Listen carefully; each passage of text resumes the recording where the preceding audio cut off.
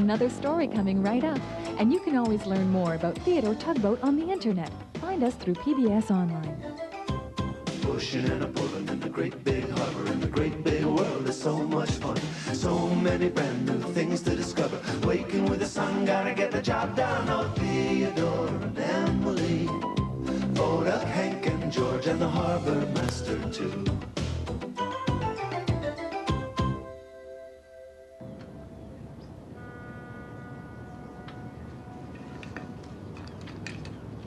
Hello. I'm almost finished putting together this model ship. There. It's like the one I learned to sail on when I was a boy. The wind would blow, and I had to learn to use the sails to make her go where I wanted. It wasn't that easy.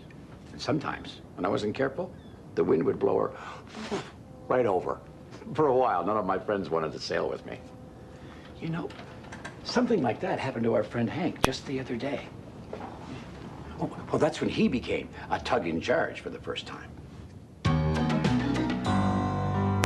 The tugs were gathered at the Great Ocean Dock for a special ceremony. And I promise to be friendly to all who enter the Big Harbour, said Hank. Hank was just finishing reciting the tugboat pledge. Now that you have completed all your training, said the dispatcher, you are now ready to be an official tug in charge. Hank, please float forward. Hank smiled his happiest smile. This was the day he'd been waiting for. Finally, he was allowed to move ships all by himself, just like the other tugboats. Tugboats, called Bodak, sound off. The tugboats all whistled to say, "Congratulations, Hank." Here comes the new tug in charge, Hank announced to the harbor. Hank turned to hurry off, but he couldn't seem to move. Hank, Theodore whispered, you better tuck in your anchor first. Sure enough, Hank's dangling anchor was firmly hooked to a dock bumper. The other tugs grinned too. Hank was a little excited today.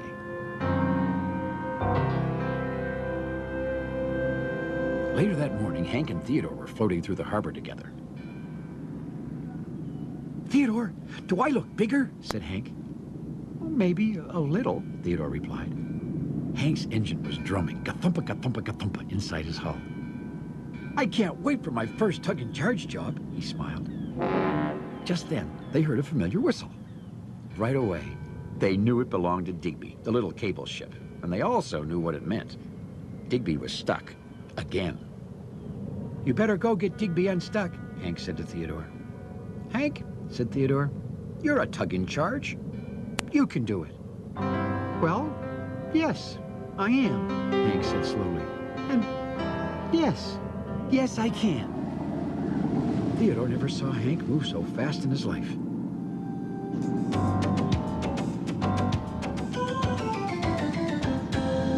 Sure enough, Hank found Digby, stuck on Willie's Island.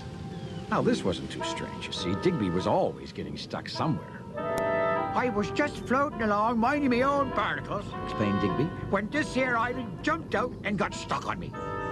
Don't worry, Digby, called Hank. I'll get you out of there.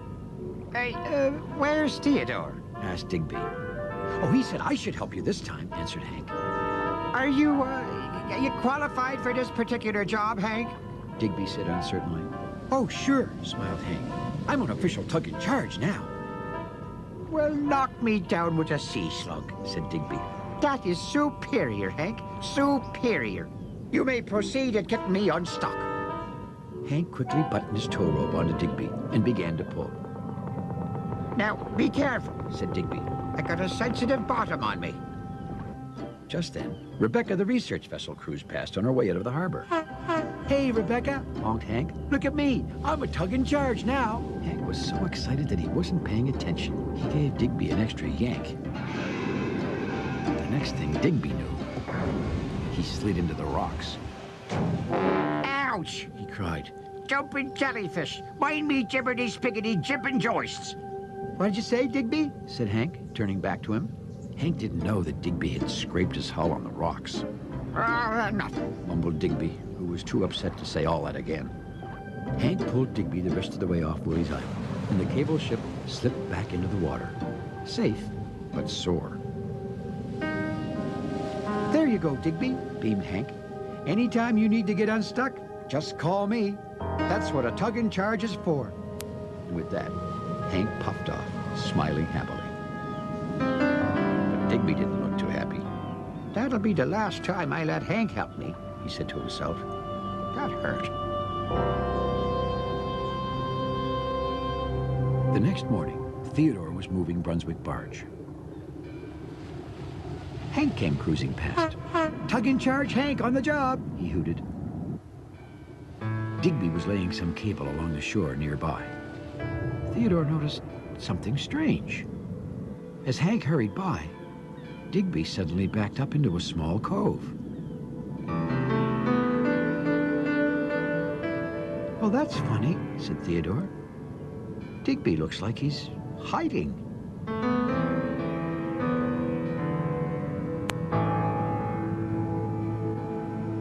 That afternoon, Theodore was on his way to take a ship out of the harbor. Once again, Theodore saw Hank. "Tug in charge, Hank, still on the job," called Hank. "If anyone needs me." And Digby saw him too. This time the cable ship slid quickly in beside the ship, out of sight. Hank continued on his cruise around the harbor. When he was safely away in the distance, Digby moved off. "That's really strange," Theodore said out loud. This time he was sure Digby was hiding. But from who? Theodore moved into place to button his tow rope onto the ship.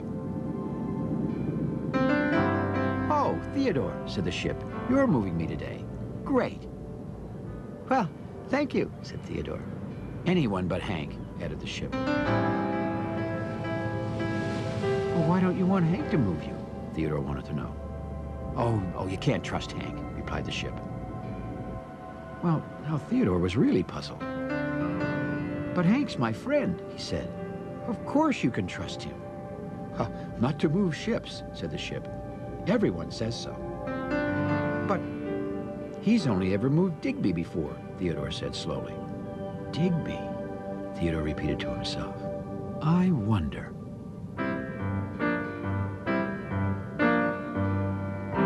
After Theodore had taken the ship out of the harbor, he found Digby.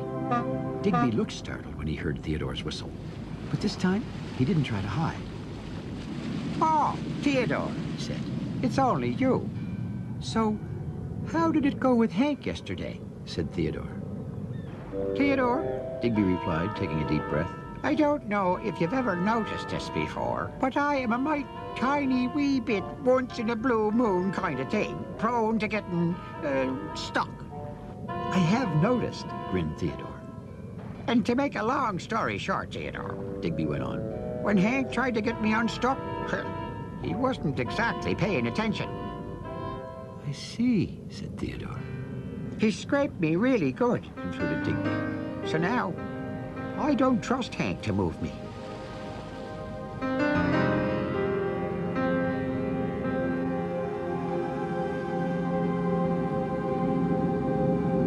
Theodore caught up to Hank, heading home through the harbor. "Hi, Theodore," called Hank. "I'm all finished work already. Being a tug in charge is easy." "Hank," said Theodore, "did you actually do anything today?" "Well," admitted Hank, "no one seemed to need me."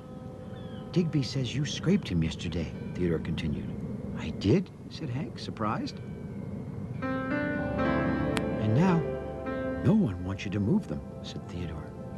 But why not?" Hank wanted to know. "I am a tug in charge, just like you are." "I guess," Theodore said, "when I move ships, I'm really careful." "And I'm not," Hank said sadly. "Being a tug in charge is impossible." Just then, the tugs heard a sharp whistle, and Petra the pilot boat cruised by. "Theodore," called Petra, "a ship is waiting to be brought in." "On my way," tooted Theodore. "Hank," said Theodore, "why don't you come with me?" "Okay."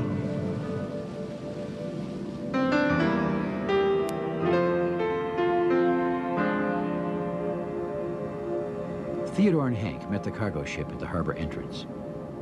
"Hank will be your tug in charge," Theodore announced to the ship. "Me?" Hank said, surprised. I'd rather have you bring me in, Theodore, the ship said nervously. Hank will do a very good job, smiled Theodore. He'll be very careful, right, Hank? Right, Hank agreed. I hope, he added. The ship, whose name was Kingston, didn't look so sure about Hank moving him. I'll stay right here with you, Theodore told him, and watch you get started. Well, Kingston said slowly, if you say it's okay, Theodore.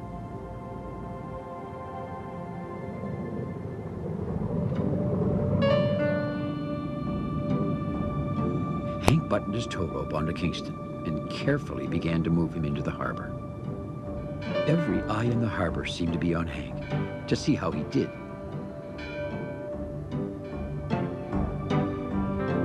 Would he have an accident with this ship, too? I'll see you after you're finished, Theodore called to Hank, beginning to head off.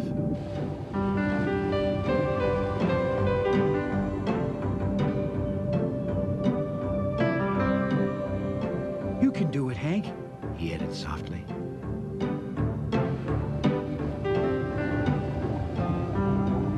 As Hank kept moving Kingston through the harbor, he was as careful as can be. He didn't want any scrapes this time. Soon, they had reached Clayton, the harbor crane's dock. Now all Hank had to do was dock Kingston. Hank was just beginning to breathe a little easier, when suddenly a loud rumble shook the dock. Clayton came clattering along on his giant track. Hey, Hank, is that you? Clayton shouted. Are you a tug in charge now? Hank was about to shout out, Yes, I am a tug in charge. but he stopped himself. Clayton, He called quietly. I really can't talk now. I have to dock the ship. And without another word, That is exactly what Hank did. Hank slid Kingston into his dock and stopped right in front of Clayton, ready to be unloaded. That was the smoothest docking I've ever had. Said Kingston with a big smile in his voice. Look pretty good from up here, too. Called Clayton. Thanks. Smiled Hank. A little later, Hank was heading home to his own dock when he heard Theodore's whistle. How did it go? Theodore wanted to know. Theodore, Smiled Hank. I think I'm going to be a good tug in charge. You know something, Hank? Said Theodore. What's that, Theodore? Said Hank. You already are a good tug in charge. Smiled Theodore.